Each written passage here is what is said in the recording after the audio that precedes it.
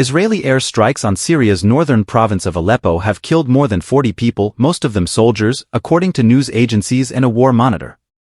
The fatalities included 6 members of Hezbollah, the Lebanese armed group, confirmed on Telegram. The Britain-based Syrian Observatory for Human Rights (SOHR) put the death toll at 42 and said dozens of people were injured. The Reuters news agency reported that 38 people were killed. The attacks about 1:45 a.m. on Friday, 22:45 Greenwich Mean Time on Thursday, targeted several areas in Aleppo's countryside, Syria's Ministry of Defense said. It did not provide casualty figures, only saying a number of civilians and military personnel were killed and property was damaged after Israel and unnamed armed groups carried out the strikes, according to Syria's state news agency SANA. The SOHR, an opposition war monitor, said in posts on X that Israeli strikes hit a weapons depot near Aleppo International Airport, resulting in a series of large explosions. At least 36 Syrian soldiers were killed, it said, adding that Hezbollah weapons depots were located in the area. The Israeli military has not confirmed the attacks. Reporting from Beirut, Lebanon, Al Jazeera's Zaina Khoder said while Syrian state media did not reveal the target, activists on the ground said Syrian soldiers and fighters from Hezbollah, which has a military presence in Syria, were killed. Recently, we have seen almost consecutive Israeli strikes in Syria as it widely hits Iranian targets in Syria, Khoder reported.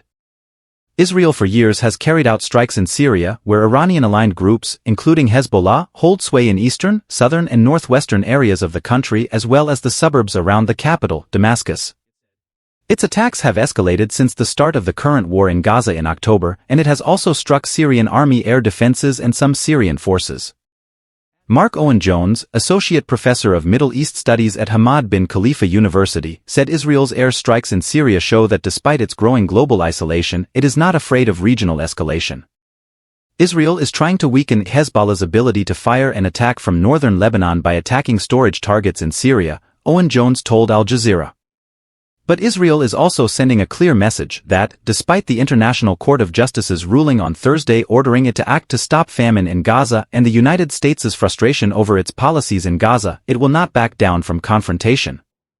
Israel wants to reaffirm that they are still willing to attack Syria so they won't look weak, Owen Jones added.